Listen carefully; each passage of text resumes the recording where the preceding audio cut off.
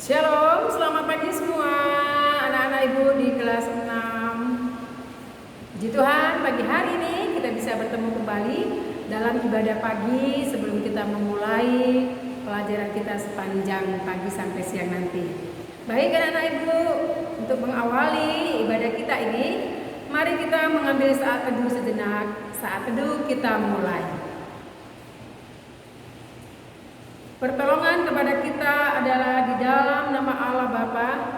Turunlah kiranya atas kita sekalian anugerah dan damai sejahtera daripada Bapa dan daripada anaknya Yesus Kristus Tuhan kita. Amin. Baik, mari kita menyanyikan satu pujian, sungguh indah nama Yesus. Ya, kita nyanyikan secara bersama-sama lagu ini.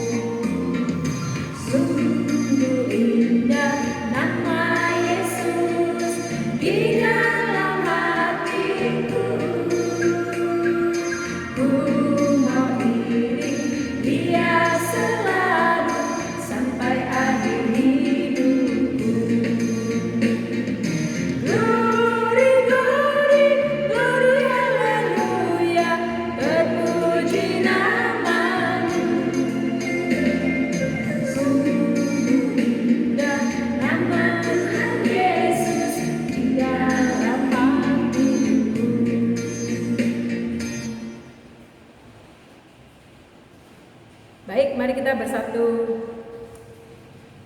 di dalam doa. Tuhan Yesus, terima kasih untuk pagi ini kami akan mendengarkan firman-Mu. Berkatilah kami semuanya sehingga kami sungguh boleh menerima berkat daripada Tuhan melalui pelajaran kami pada pagi hari ini. Terima kasih Tuhan, dalam nama Yesus kami berdoa. Amin. Baik anak-anak ibu sekalian, mari kita membuka Alkitab kita, buka Alkitab kamu dari Kejadian pasalnya yang ke-32, ayat yang ke-23 sampai ayatnya yang ke-31. Ya, saya akan membacakannya buat kita sekalian, kalian boleh mengikutinya di rumah.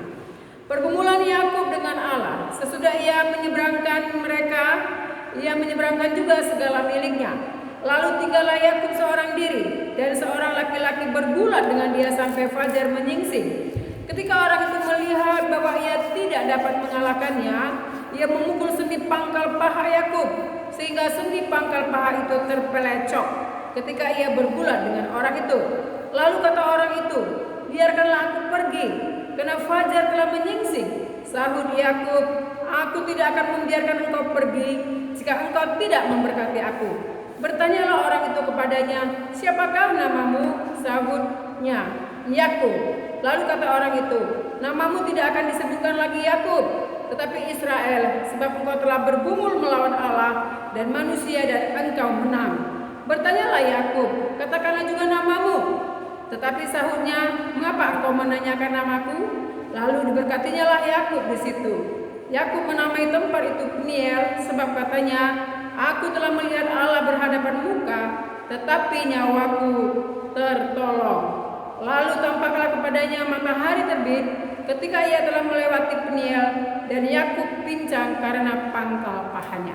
Nah, anak-anak ibu sekalian, apa yang kita baca ini adalah kisah Yakub setelah dia bertikai dengan kakaknya Esau. Lalu Yakub lari ke rumah pamannya Laban. Ya, mungkin kamu masih ingat ya, pertikaian dia dengan Esau kakaknya adalah karena dia menipu kakaknya ya, mengambil hak kesulungan Esau. Yang seharusnya Esau yang akan menerima hak kesulungan, tetapi diambil oleh Yakub dengan menjualnya melalui secangkir kacang merah. Nah, anak-anak ibu, setelah mereka bertikai, lalu kemudian Yakub lari selama 21 tahun di dia berada di tempat pamannya Laban. Dia sudah menikah dan sudah punya anak. Dan lalu Tuhan memerintahkan kepada Yakub supaya Yakub kembali ke tanah Kanaan, ke rumah orang tuanya. Tetapi bagi Yakub ini adalah sesuatu pergumulan besar.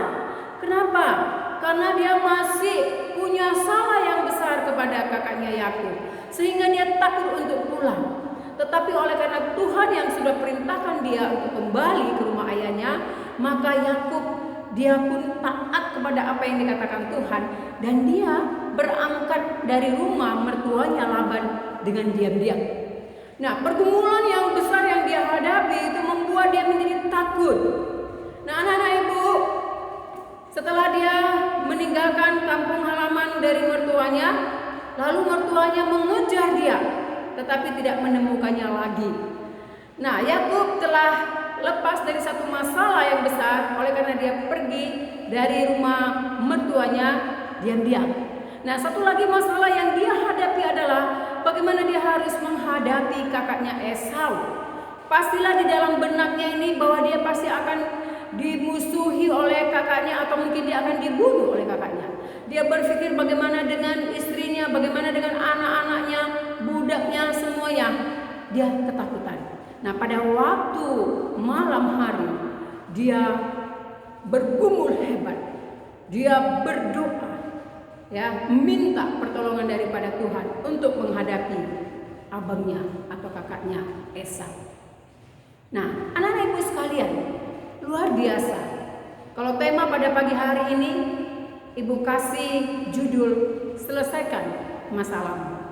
Nah, anak-anak ibu, bagaimanakah Yakub menyelesaikan masalahnya? Masalah yang besar di hadapannya. Yang dia lakukan adalah, pertama, dia adalah mengambil sikap datang kepada Tuhan.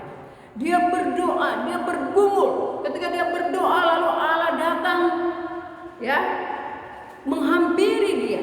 Lalu dia merangkul kaki orang itu. Dalam hal ini Allah menampakkan diri sebagai manusia, ya. Yakub merangkul kaki orang yang mendatangi dia, atau Allah yang mendatangi dia, dan tidak melepaskannya. Lalu Allah mengatakan, lepaskanlah karena pagi hampir tiba, fajar hampir menyingsing. Tetapi Yakub katakan apa? Aku tidak akan melepaskan sebelum engkau memberkati aku. Nah, anak-anak ibu sekalian, oleh karena kegigihan tekad dari Yakub, dia minta berkat dari Tuhan, dia bergumul, dia berdoa, akhirnya Tuhan memberkati dia. Nah, anak-anak ibu, ini merupakan hal yang pertama. Kalau kita punya masalah, maka satu hal yang kita lakukan adalah datanglah kepada Tuhan, minta pertolongan kepada dia. Nah, yang kedua, apa yang dilakukan Yakub ketika dia akan menghadapi abangnya atau kakaknya Esau? Ya, yang dia lakukan adalah dia berusaha, dia mengatur strategi untuk dia bisa menyelesaikan masalah. Dia tidak lari dari masalah. Dia tidak meninggalkan masalah, tetapi dia hadapi dengan berani, dengan pertolongan yang daripada Tuhan. Dia atur strategi, dia mengatur bahwa budak-budaknya, hambanya berjalan di depan, lalu kemudian ternak-ternaknya, lalu kemudian dia, dan di belakang itu adalah istri dan anak-anaknya. Nah, anak-anak ibu sekalian, sebelum dia berjumpa muka dengan Esau, dia terlebih dahulu mengutus pasukannya, menanyakan kepada Esau tentang perihal rencana dia untuk bertemu dengan Esau. Nah, anak-anak ibu, rupanya suatu hal yang luar biasa. Kenapa? Esau juga sudah datang dari depan sana untuk menjumpai Yakub. Betapa takutnya Yakub, betapa risaunya Yakub, karena dia takut kalau abangnya masih mau membunuh dia. Tetapi hal apa yang terjadi? Luar biasa sekali. Dia merendahkan hati, merendahkan dirinya di hadapan kakaknya Esau. Dia tidak merasa hebat karena dia sudah menjadi orang yang kaya, punya harta yang banyak, punya anak yang banyak.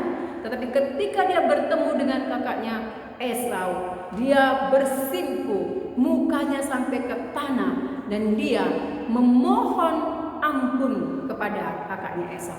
Dia mengakui kesalahannya atas perbuatannya di masa yang lalu. Nah, anak-anak ibu sekalian, akhirnya Esau disambut, Yakub disambut dengan luar biasa oleh kakaknya Esau.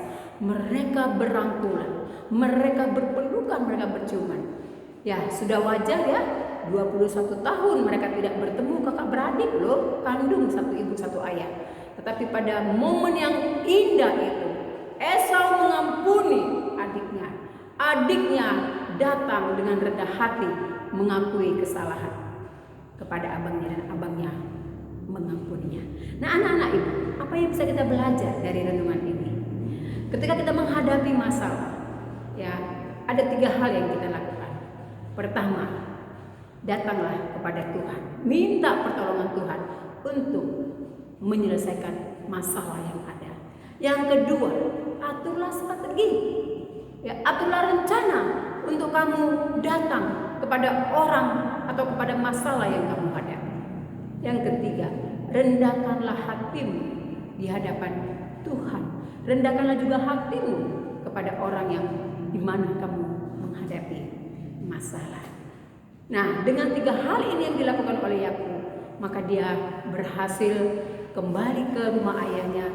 Dia bertemu dengan saudaranya Esau, kepada ayahnya dan ibunya, dan mereka kembali hidup dengan baik. Nah, anak-anak ibu, inilah firman Tuhan yang bisa kita pegang sepanjang minggu ini. Jangan pernah lari dari masalah, tetapi hadapi masalah dengan pertolongan Tuhan, dengan kerendahan hati.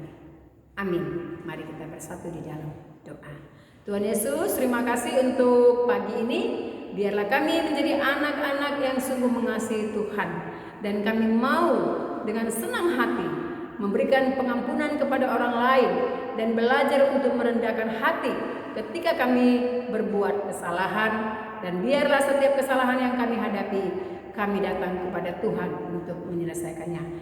Terima kasih Tuhan, dalam nama Yesus kami berdoa. Amin. Shalom semua, Tuhan Yesus memberkati.